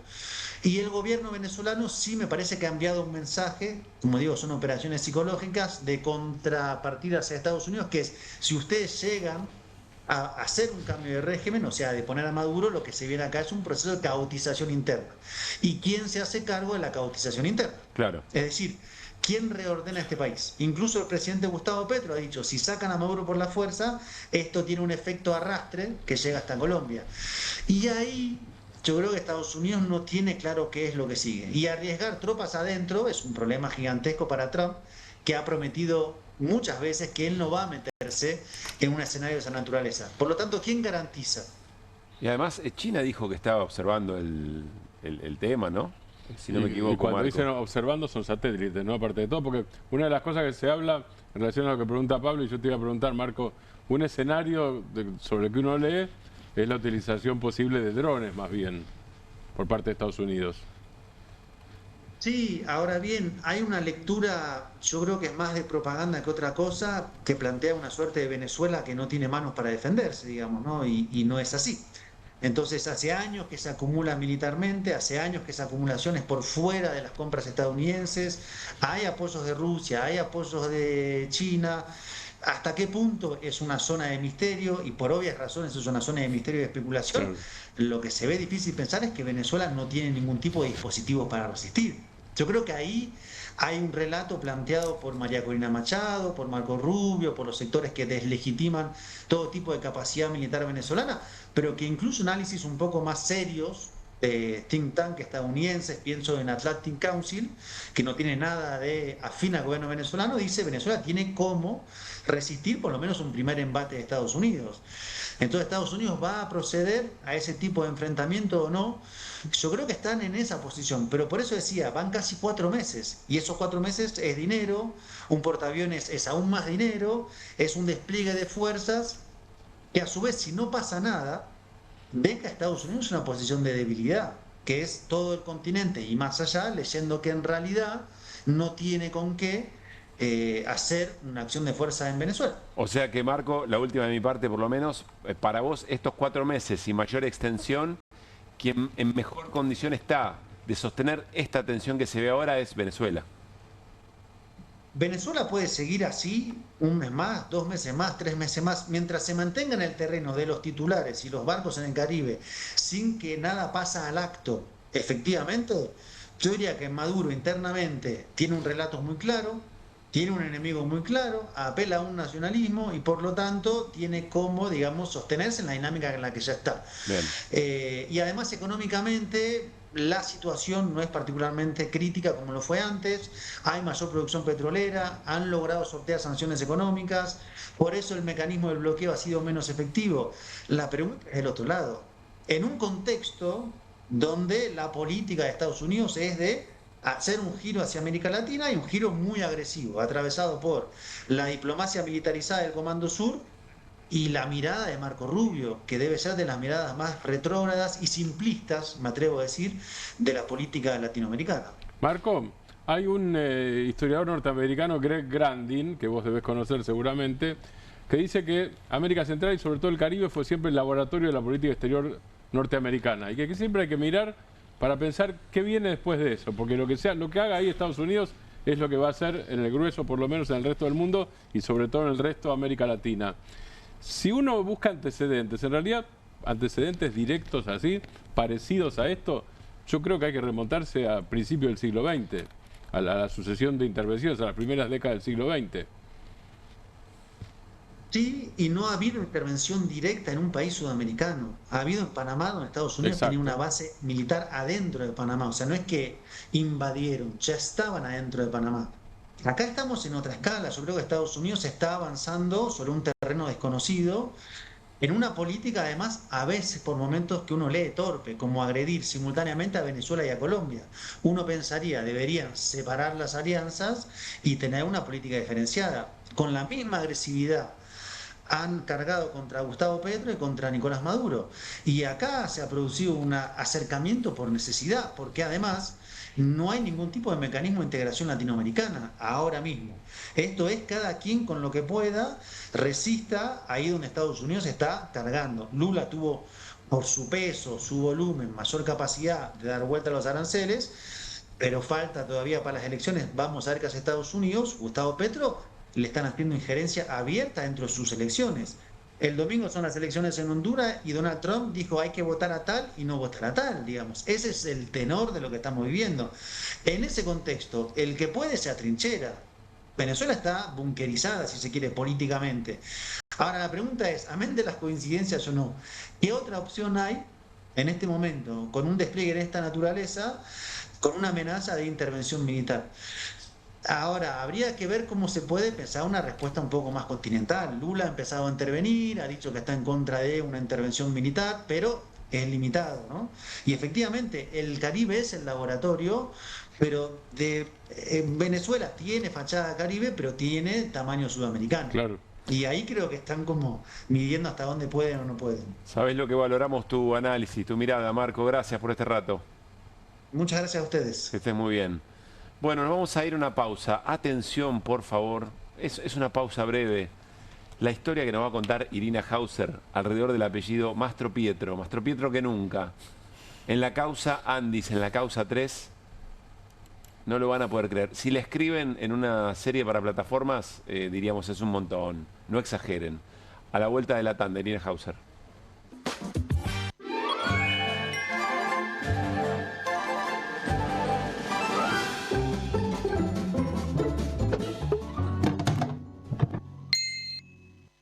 ¿Pensás que las subastas no son para vos? Son para todos, porque podés comprar y vender desde donde estés de manera rápida, fácil y confiable. ¿Querés participar de nuestra próxima subasta?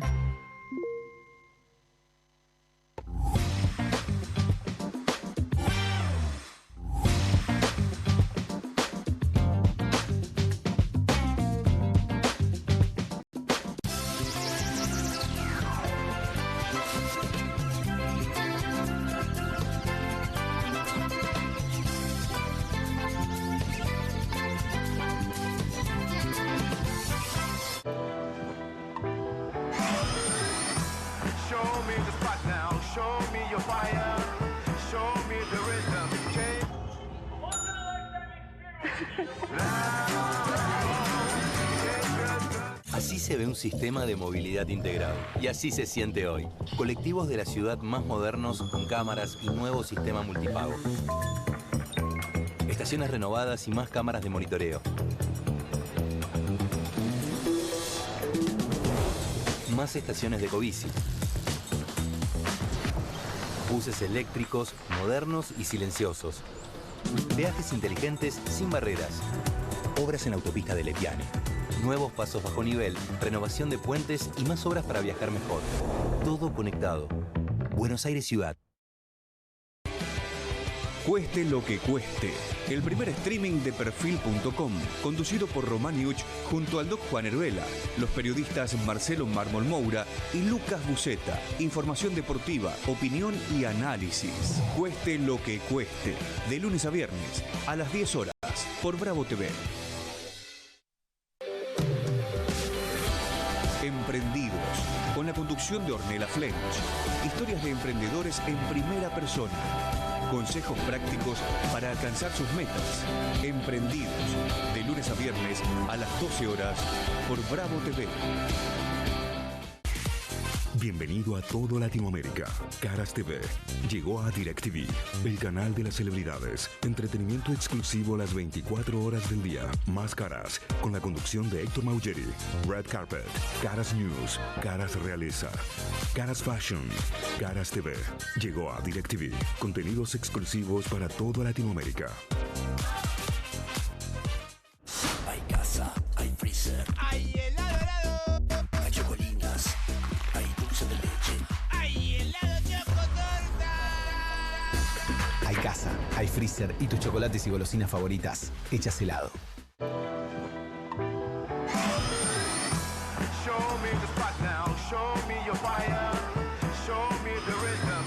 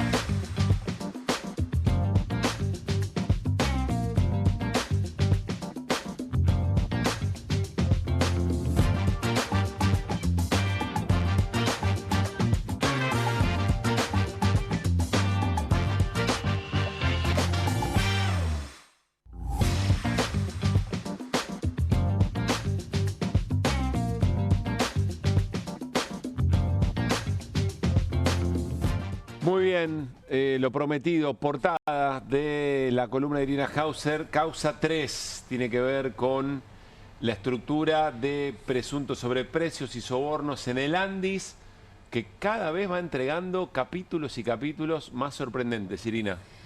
El nuevo capítulo tiene que ver con un personaje que ya mencionamos del mundo de la aviación. Se llama Sergio Mastropietro. El primer día yo se los mencioné y nadie lo recordaba, y lo que les refresqué es que este empresario había sido nexo entre José Luis Espert y Fred Machado.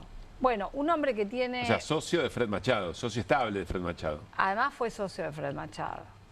Y además lo recibió a Fred Machado cuando volvió a la Argentina en el año 2021, porque lo buscaba la justicia de Estados Unidos. El que lo estaba esperando en el aeropuerto era Sergio Mastropietro. Bien. Bueno, Mastropietro es un personaje muy importante en la trama de corrupción en la Agencia Nacional de Discapacidad, a pesar de que hasta ahora no fue citado a indagatoria. ¿Por qué? Porque se estaban todavía investigando y confirmando algunos datos.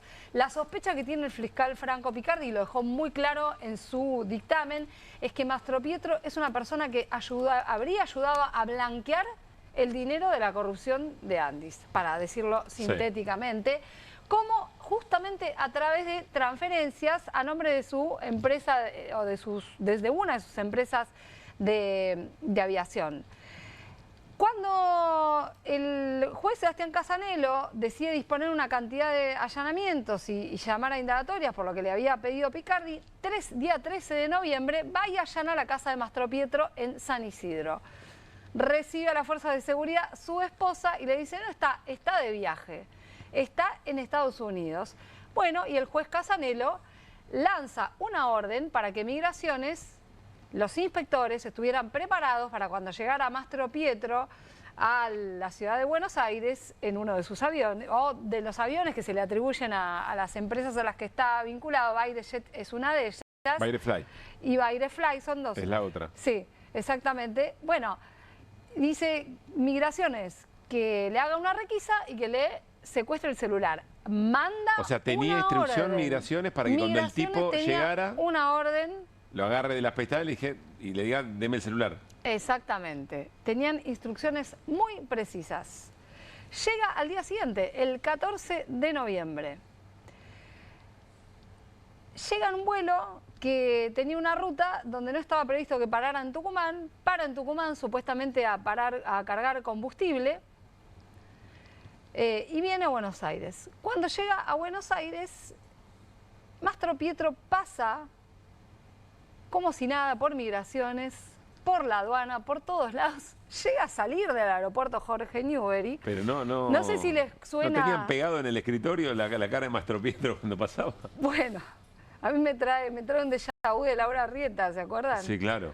Bueno, Laura Arrieta, la de las valijas que no se revisaron. Sí, además cercana a Escaturice, que trabaja con Escaturice, justamente otro hombre de la aviación, ¿no? Parece que es un rubro vinculado a ciertas tramas, para decirlo de alguna manera. Entonces, ¿qué pasa con Mastro Pietro? Quiero entender esto porque no quiero que me queden dudas. Migraciones lo ve pasar y no dice nada. Y no dice Yo supongo que nada. deben tener sistemas bastante a prueba de gente que no quiere más sorprendente ser es lo detenida. que sucede en el medio. Una secretaria del juzgado de Casanelo estaba monitoreando a ver qué pasaba, en qué momento llegaba Mastro Pietro y si le secuestraban el celular. Sí. Y si le encontraban algo más. Entonces llama a la gente de migraciones en un momento y le dicen, uy, entró al país y no lo requisamos. Bueno, vayan a buscarlo ya mismo.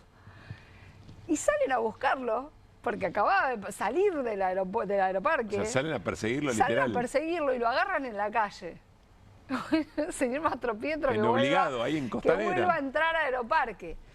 Acá hay dos cosas interesantes. Hay cámaras justamente del lugar, donde, por lo que me cuentan a mí, allegados a la investigación, se ve a Mastro Pietro hablando como alguien que está en su casa, con gente, cuando lo hacen entrar a Aeroparque. Sí. Y la requisa no se la hacen, no lo llevan a un lugar cerrado, aislado, sin contacto con nadie. No charlan ahí, le revisan la valija. Señor, ¿tiene su celular? ¡Oh! Lo había dejado arriba de la valija y desapareció. Me está jodiendo. No, lo había tirado al Río de la Plata, en el camino. Lo dejé arriba acá, en este... Dijo, lo dejé arriba de la valija y desapareció. Como, capaz me lo robaron, ¿no? Pero... Estaba acá, me di vuelta y ya no Y ya no estaba. O sea, te lo hubiera dado de mil amores, pero me lo acaban de chorear. Pero sí, algo Un lugar raro con más cámaras que un pasó, aeropuerto no algo existe raro. en el mundo. No. Digo, un estudio de televisión solamente, pero nada más. Vamos a ver qué hay en esas cámaras. Claro. Vamos a ver. Por ahora sabemos que volvió a entrar Mastro Pietro, que lo salieron a buscar, que le hicieron esta requisa, le revisaron la valija y que contestó esto. Gente cercana a los inspectores de migraciones me dicen que ellos en realidad estaban listos para la acción y que apareció alguien, una mujer, me dicen a mí, que se lo llevó. ¿Qué se lo llevó? En el momento que entraba. Que le hizo la de Diego. Venga por acá. Que hizo o la de Arrieta. No sé. Claro, Arrieta. Bueno, esta es una versión que me cuentan a mí. Yo pregunto, ¿esto está en las cámaras? Y todavía no me lo confirman. Así que va a ser muy importante saber qué hay en las cámaras para ver si efectivamente alguien ajeno o ajena a migraciones fue y lo agarró a Mastro Pietro y ¿De quién depende migraciones? lo hizo pasar. Es una gran pregunta ¿Cuándo? la tuya. ¿Cuándo? Bueno, por eso la la fecha es muy importante. Esto ocurrió el 14 de noviembre. ¿Qué día juró Diego Santilli como ministro del Interior, que era del área que dependía de Migraciones? El 11 de noviembre. Ese día sale un decreto que dice que Migraciones no es más del Ministerio del Interior y que pasa al Ministerio de Seguridad, igual que RENAPER. Sí. Después el gobierno dio marcha atrás solo con el RENAPER. De manera que Migraciones hoy depende del Ministerio de Seguridad. Ese día dependía de Patricia Bullrich. El 14 de noviembre, cuando pasó esto, Migraciones dependía de Patricia Bullrich. O sea, a quien se le escapó Mastro Pietro es a Patricia Bullrich. Ya no Sos es una, muy bien pensado. No es una tortuga ya. Tengo que pensar que se le escapó. No sabemos. El juez Casanelo, según me dicen, va a hacer lo que se llama jurídicamente extraer testimonios, que es lo mismo que hacer una denuncia, para saber qué es lo que pasó. Claro. Es decir, Casanelo dice, yo no voy a investigar esto, lo va a tener que investigar otro, pero acá hay que ver qué pasó. Porque lo que ocurrió fue que el tipo entró, pasó alegremente y además el procedimiento se hizo mal, porque no se hizo la requisa como había que hacerla. Se hizo ahí en medio de todo, dame el teléfono si lo tenés. Bueno. No lo tengo, lo dejé acá, me lo chorearon, qué macana. Bueno, Mastro Pietro, Sí. según lo que consta hasta ahora, lo que pudimos ver en el dictamen de Picardi, porque debe haber más cosas en la causa probablemente y pronto las conoceremos, tenía una relación muy cercana con alguien de quien venimos hablando cada programa, que es Miguel Ángel Calvete. Y también la tenía con Diego Españolo, el ex titular de la Agencia de Discapacidad. A Diego Españolo lo fue a ver por lo menos 2 veces a su casa en el barrio privado de Pilar. Y fue con Calvete, y fue con la pareja de Calvete, que era la mujer que se encargaba, además, de tramitar algunas de las transferencias cuando querían sacar plata y transformarla en otra cosa. Es a quien Calvete le pide que le dé 5 palos cuando se iba a ir Españolo a Israel. Exactamente. Ella participaba de esos movimientos. Pero además, Calvete hablaba directamente con Mastro Pietro y en un momento, ya en el fragor de la causa, cuando había allanamientos, cuando estaba ocurriendo todo, en medio de los allanamientos, Calvete le dice que tiene que transferirle plata a Mastro Pietro. Y ahí es que Mastro Pietro le pasa una cuenta en el Banco Macro de una de las empresas de aviación vinculadas a él, y aparecen 5 comprobantes de transferencias, uno por 60 millones de pesos y el resto que están entre 30 millones y 35 millones de pesos. Un dineral de guita. ¿Para comprar qué? qué? Le pasa Calvete a Mastro Pietro a cuenta de el futuro uso de vuelos. Horas de vuelo. Horas de vuelo. O sea, dice el fiscal, la nada misma. ¿Qué podemos saber? ¿No? La sospecha es que justamente eso era la pantalla para ocultar el movimiento de dinero sucio, para blanquearlo. Claro. ¿No? Entonces lo dice muy claramente. Tremenda escena, Irina, ¿eh? No, es muy impactante. Escena muy de impactante. peli de un policial, de espionaje. Pero insisto, ya tuvimos el episodio Arrieta, ¿no? Claro. Con las 10 valijas en Aeroparque, ahí fue la aduana.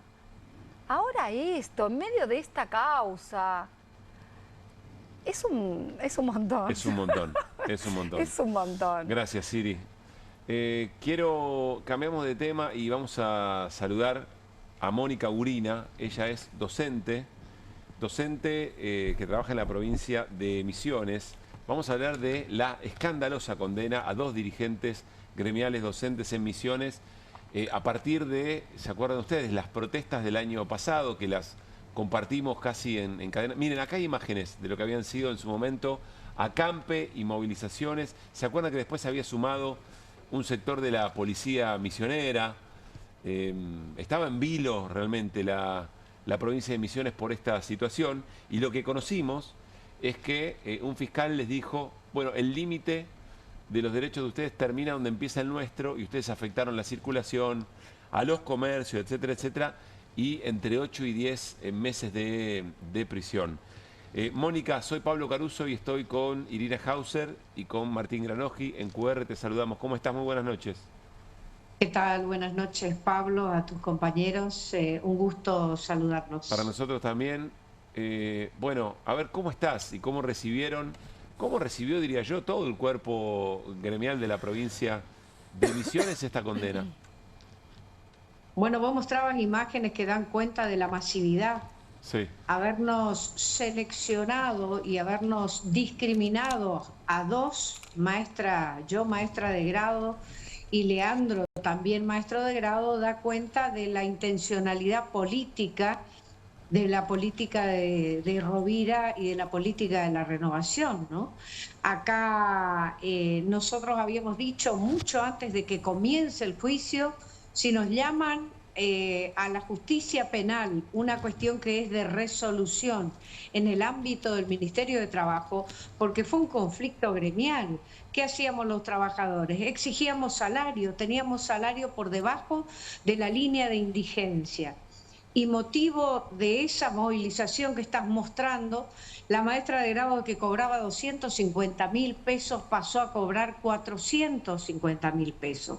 Entonces, esa gran protesta del conjunto de los trabajadores dio resultado y culmina con la firma de un acuerdo con la patronal, con el ministro de Hacienda. Pero bueno, un poco más tarde aparecen las causas. Tenemos 12 compañeros criminalizados en el juzgado de instrucción, docentes en el juzgado de instrucción 6, otros 12 de salud pública, porque no te olvides que también estuvieron los trabajadores de salud pública allí en el ministerio, igual que los de seguridad un poco más alejados ahí en la avenida Uruguay.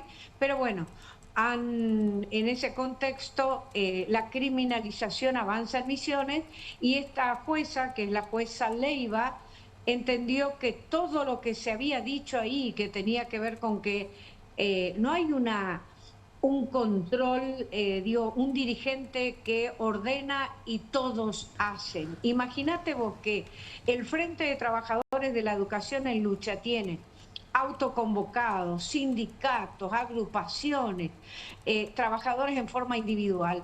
¿Eso cómo se amalgama con una asamblea? Producto de la asamblea surgen las decisiones que colectivamente Pero se Mónica, llevan pareciera adelante. que eso es lo que se está criminalizando eventualmente. Voy un poco más atrás, te pregunto, ¿a cuánto los condenaron, a vos y a tu compañero?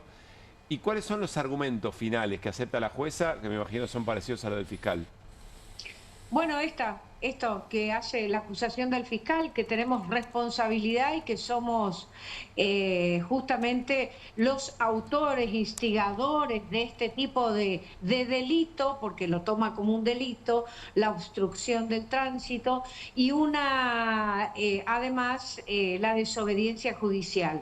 Hay que decir que nunca nos notificaron ni a Leandro ni a mí de la supuesta orden judicial, pero ellos presumen, la jueza antes de pensar dijo, la justicia penal es personalísima, cada uno debe, pero resulta que a nosotros nos notificaron, pero nos condenan, porque presume la jueza que teníamos que saber. Por otro lado, fíjate vos que en el expediente aparecen imágenes nuestras de la CAMPE, que no son de ese lugar, que son de otra plaza, de otra marcha, pero que la fiscal aduce sí son. Además hay pero, Mónica, dice la fiscal que... pongo un punto ahí nomás. Aunque hubiera sido esa calle, en todos los casos hipotéticos, lo que me parece está de fondo, y la miro a Irina, porque lo hemos conversado mucho esto, lo que está de fondo es el derecho a la protesta, que por supuesto tiene algún grado de ruido o colisión con el derecho a transitar, etcétera, etcétera, pero la Constitución es clara respecto a qué está arriba del otro. ¿No? Después hay una correlación de fuerza política, que el mensaje es político, Mónica. Pablo, en el orden de prelación de las leyes, el derecho a peticionar a las autoridades, el derecho de expresión, el derecho de la protesta está muy por encima y es la columna vertebral de la democracia. Bueno, eso fue vulnerado en Misiones de la mano de la jueza Leiva del juzgado correccional. ¿A cuánto los condenaron, Mónica? Perdón, que quedó eso sin responder. A Leandro y a mí solamente, pero porque fueron, ¿cuántos meses repito, son? Pablo, los seleccionados, los discriminados de ese conjunto que vos acabás de mostrar. Éramos solo dos los que estábamos parados en la avenida. Claro. Éramos solo dos los que estuvimos en la movilización. ¿Cuántos meses de prisión en suspenso? Para mí 10 meses, porque me dice que yo soy casi la jefa, y a Leandro 8 meses. Lo que se hace acá es vulnerar ese derecho a la protesta y tratar de impedir que aparezca una nueva rebelión en Misiones, que hay que decir que es un acto de sanidad, que nos rebelemos frente a la injusticia, y acá en Misiones, vaya si las hay, y en cantidades extremas, injusticias en todos los sectores, ¿no?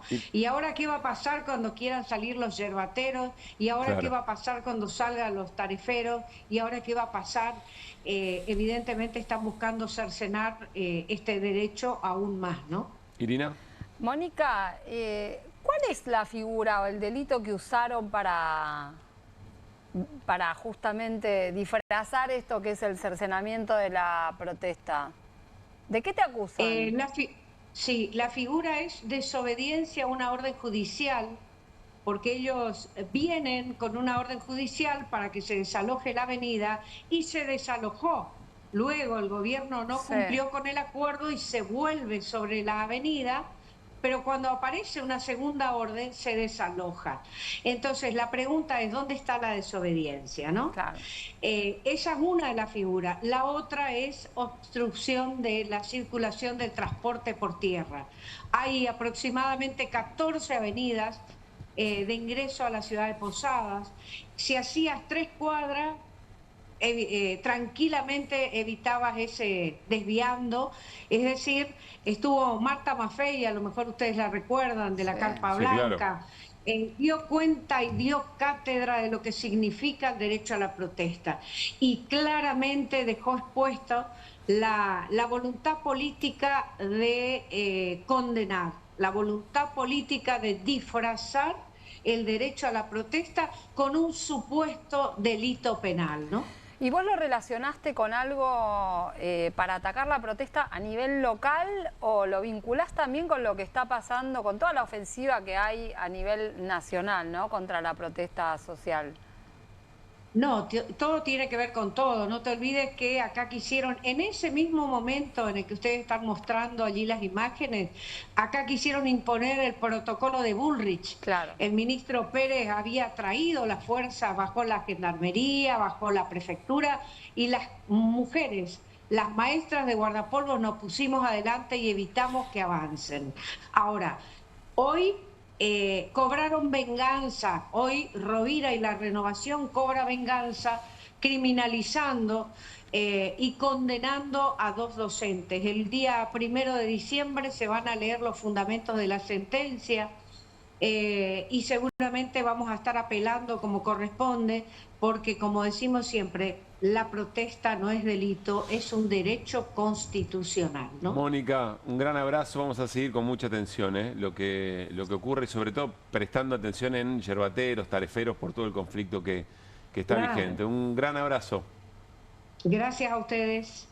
Mónica Gurina, docente condenada en Misiones. Nos vamos a la pausa. Quédense ahí, un poquito más de QR. Con energía voy a despertar. Duermo mejor con Belmo. Belmo, Belmo, Belmo es el colchón ideal. Duermo mejor con Belmo.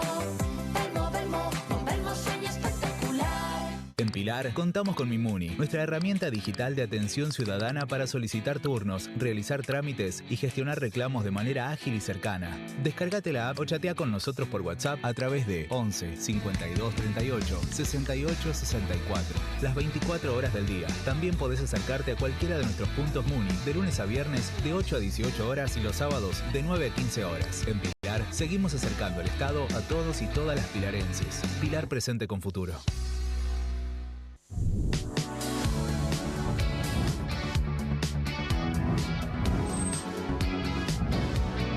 Soy Agustín Neglia, los invito a todos a ver por Amazon Prime lo mejor de La Rioja en nuestra nueva serie de viajes Super Guide por Amazon Prime.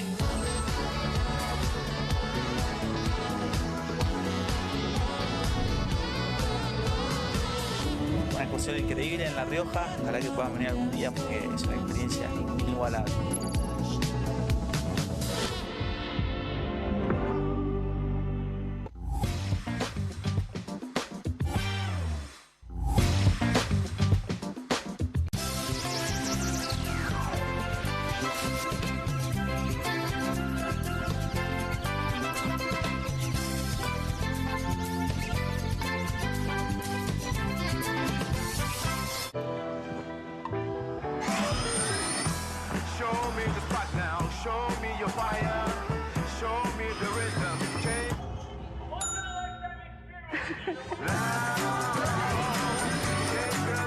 Así se ve un sistema de movilidad integrado. Y así se siente hoy. Colectivos de la ciudad más modernos con cámaras y nuevo sistema multipago.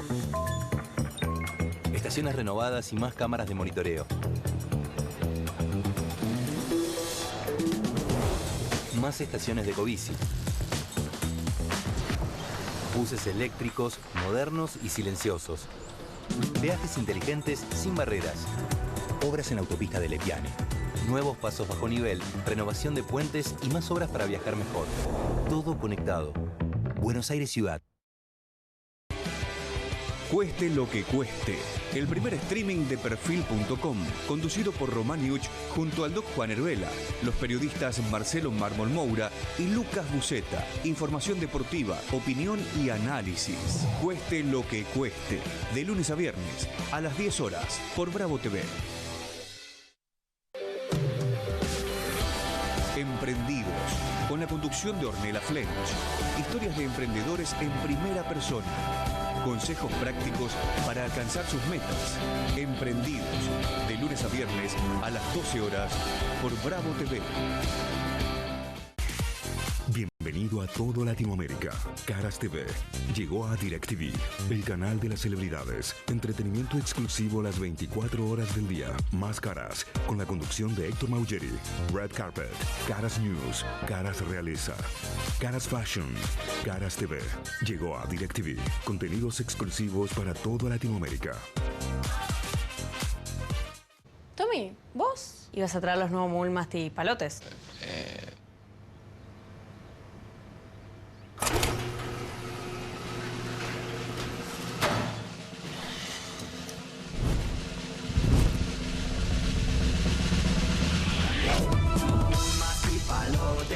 Masticables y frutales, no vas a querer compartirlos, no vas a poder esconderlos. Proba los nuevos caramelos masticables de Mogul, también en su versión Extreme.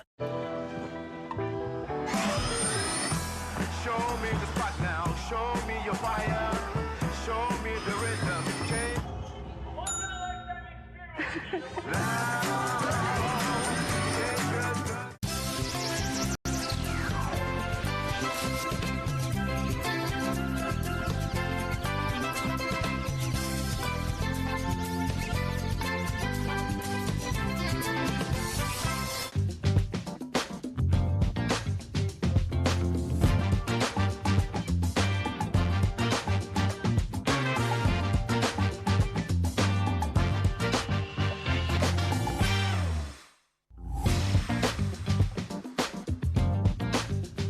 Jueves por la noche ya es fin de semana, no embromemos, ¿no? Casi. Ya estábamos. ¿Vos Ya lo decís? tenemos Bueno, ahí vamos. a la semana Mire.